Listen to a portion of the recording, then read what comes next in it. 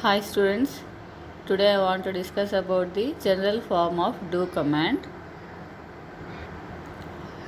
Do command is also called as repetition, repetitive structure.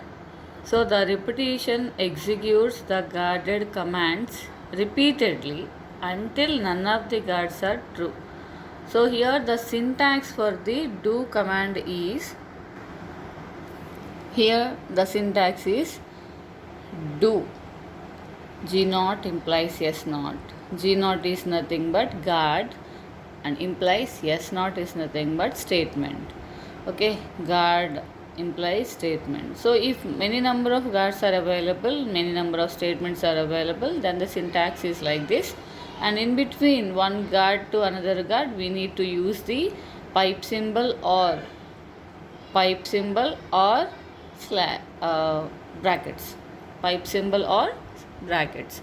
So one or more statements. So G naught implies S naught, bracket, G1 implies S1, bracket, G2 implies S2, and so on. Gn implies Sn, and the closing of the do will be represented with OD. Closing of the do will be represented with OD. So this is the syntax of the do command. And what about the semantic of the do command is? Semantic of the do command is nothing but the complete information or the complete meaning of the syntax. The complete meaning of the syntax is nothing but the semantics. Okay? So here is the semantics of the syntax. The meaning of the syntax is, so we have several guarded commands are there and a number of statements are there. If guarded command is nothing but each and everything will be represented like a boolean expression. So boolean expression 1 implies statement 1. Boolean expression 2 implies statement 2, and so on. Boolean expression n implies statement n. So maybe the guarded command or any program contains many number of boolean expressions. So this is the syntax of the do. Okay, starting we can use do and ending of the do will be represented with od. Okay, so this is a syntax and this can be also represented in the form of boolean expression. So that z naught is nothing but any boolean expression. Okay, so here we have semantics, right? We need to choose all boolean expressions or evaluated simultaneously. So one after another we have to evaluate all the boolean expressions. This is the first point. What about the second point?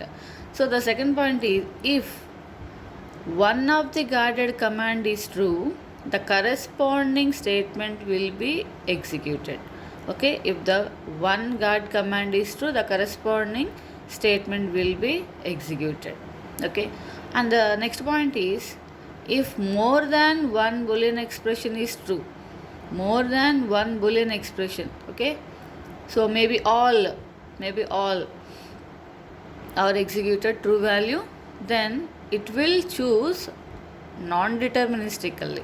It will choose non-deterministically. Simply we can use in that condition, so we can use abort. So this is already I discussed in the previous class while I'm telling about the general form of if command, I think so, right? Yes. And the last point is, if all expressions evaluate to false. So I mean none of the guarded commands are evaluates the true value. So obviously the program exits with loop. Exits the loop. So nothing but it is equivalent to skip. Okay, now these are the two important commands which we are used in if command and do command. So more than one is true. So non-deterministically it will execute the program, means simply it can choose any one of the statement, that is nothing but abort.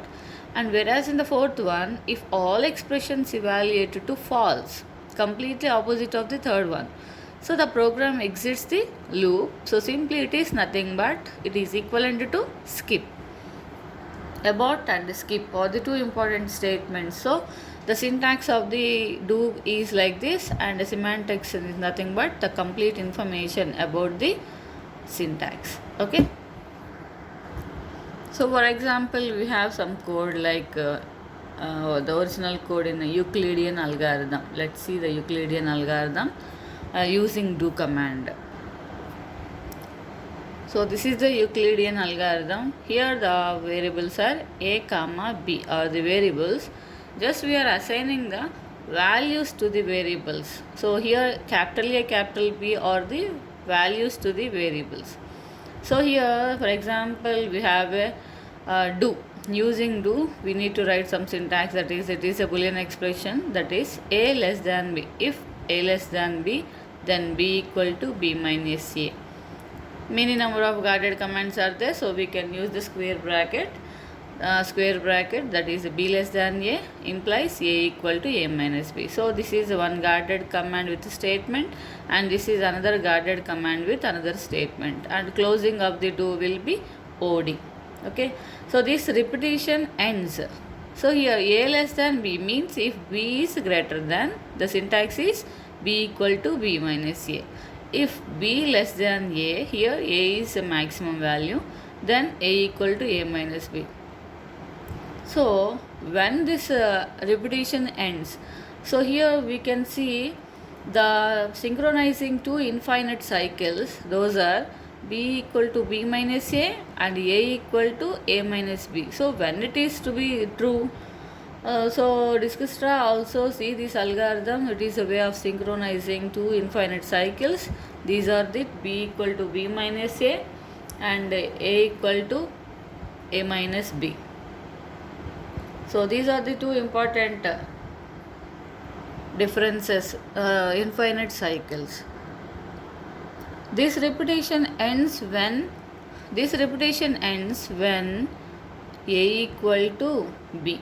In which case a and b hold the greatest common divisor of a and b. Greatest common divisor of a and b. Okay, now so this is the algorithm. What is the meaning of this algorithm is, we need to tell about the do command, right? Do is nothing but repetitive structure. Do is nothing but repetitive structure. So here the cycles, infinite cycles means the repetitive structures are b equal to b minus a and a equal to a minus b. Completely these two are infinitely loop will be done. Okay, which one is true, which is not true.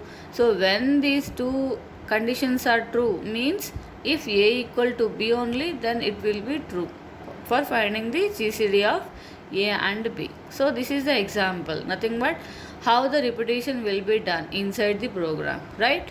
So this is the example for the do command. So here and also one more condition is also there. When a equal to b, not only these two are equal, that should be a greater than or equal to 0 and b greater than or equal to 0. For these two conditions only it will be true. Okay, then only the Euclidean algorithm and we can find out the GCD of a and b. So the next topic is WP of do. WP is nothing but weakest precondition of do statement or weakest precondition of do command. So what is the difference between if statement and do is nothing but, comparatively, if statement is nothing but at least one branch condition must hold. At least one branch condition must be hold. Okay, at least one must be true. Whereas in the do, very similar, it is very similar to if statements, but the loop. So this is nothing but a repetitive structure and it is also called as the loop statement.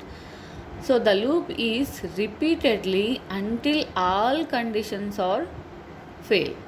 Okay, if statement at least one must be true. Here all conditions. So the condition will be repeatedly, the condition will be repeatedly until all conditions fail. Until all conditions fail. So this is the main difference. If is nothing but at least one must be true, and do is repeatedly the conditions will be checking or executing or evaluating one after another simultaneously until all conditions must be failed. Okay, this is the main difference between if and do. So here the WP, I already told you in the class, in the previous class, what is WP. WP is nothing but weakest precondition. So we have WP function. We have WP function, that is, simply I can write it as a short form, that is a P equal to WP of S comma R. So where P is nothing but weakest precondition. Okay, so S of R, S comma R. Sometimes we can also write it as WP of S comma Q. Instead of R we can write the Q. So here S is nothing but, S is a code fragment and R is an assertion about the state. S is a code and R is an assertion. In the shortcut we can also write it as S is an expression. S is an expression and R is a post condition. Already I told you, right? S is an expression and R is a post condition. So here F is a code fragment and R is an assertion about the state. Then the weakest precondition for S with respect to R is an assertion, that is true. That is true for initial states from which. So here there are two conditions. S must be terminates.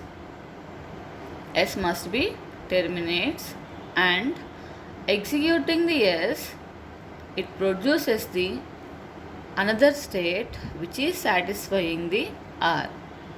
Okay, S must be terminate and it also satisfies the R. Okay, by using these 2 points, so it should be satisfies, right? By using these two we can get the weakest precondition, that is equal to P.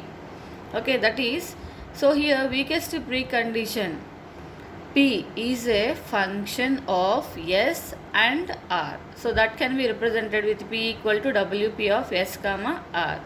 So sometimes this weakest precondition is also called as a predicate transformer.